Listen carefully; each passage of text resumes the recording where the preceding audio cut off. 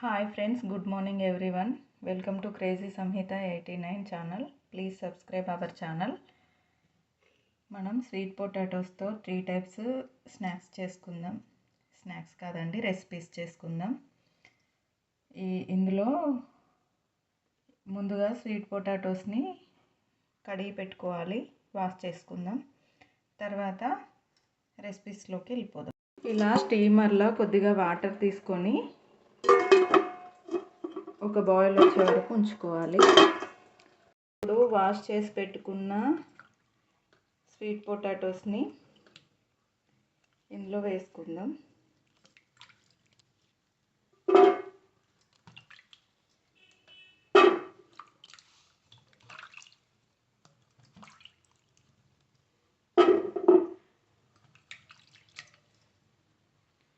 ఇలా వేసుకోవాలండి. మూత పెట్టేసుకుందాం.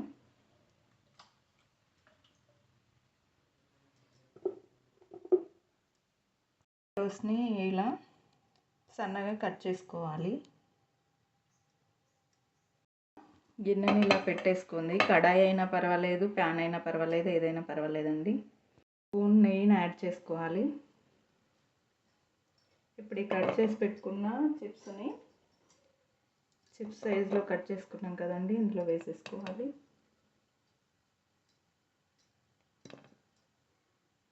మనం కర్రీ అయితే ఎలా చేస్తామో అలాగే నూనెలో కూరగాయ ముక్కలు వేసినట్టు నెయ్యిలో ఇది వేసేసుకోవాలి.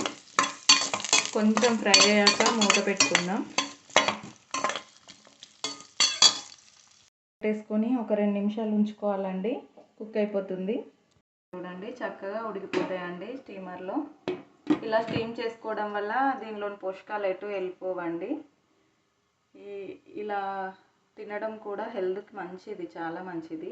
స్వీట్నెస్ అనేది ఎక్కువగా ఉంటుందండి మెథడ్ చేయడం వల్ల. మినిట్స్ అయిపోయిందండి, మూత తీసి చూద్దాం. చూడండి ఎంత చక్కగా కుక్ అయిపోయిందో.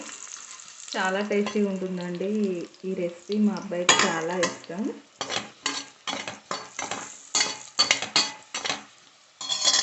తీసేద్దాం. ఇదే గిన్నెలో కొంచెం పెద్ద సైజులో కట్ చేసుకున్న ముక్కల్ని వేసుకుందాం. ఇవి నల్లగా ఎందుకు ఉన్నాయంటే దెబ్బలు తగిలినవి కావచ్చండి. మాకు ఇక్కడ ఫ్రెష్వి చాలా మంచివి ఏం దొరకవండి. మీరు మంచివి తెచ్చుకోండి. ఎంత కడిగినా ఇలాగే ఉన్నాయండి ఇవి. ఇందులో మంచి పార్ట్ తిని మిగతాది పడేస్తాం మేము. ఇలా కట్ చేసుకున్నారు చూడండి. ఇలా మరి దెబ్బ తగిలిందో ఇదేంటో నాకే తెలీదు. ఇలా వేస్ట్ అనేది కట్ చేసుకున్నానండి. ఇందులోనే ఇంతకుముందు కొంచెం నెయ్యి మిగిలిపోయిందండి, అదే నెయ్యిలో ఇవి వేసాను.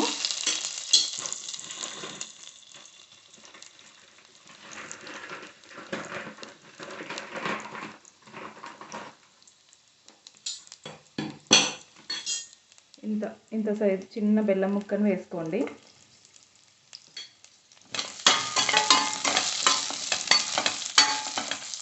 ఇప్పుడు మూత పెట్టేసుకుందాం.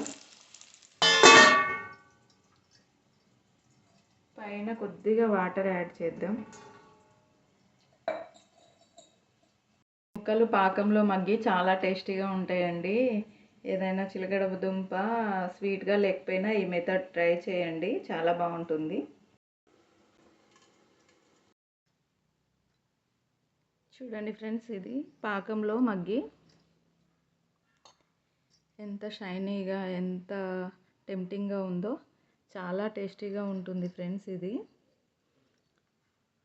మీరు చిలకడ దుంప తెచ్చుకున్నప్పుడు ఒక్కొక్కసారి స్వీట్నెస్ తగ్గుద్ది కదండి, అప్పుడు ఈ మెథడ్ ట్రై చేయండి. ఇవైతే చాలా బాగుంటాయండి నెయ్యిలో వేగిపోయి. చూడండి, వాటర్ చుక్క తగలలేదు కదండి దీనికి. చాలా టేస్టీగా ఉంటుందండి.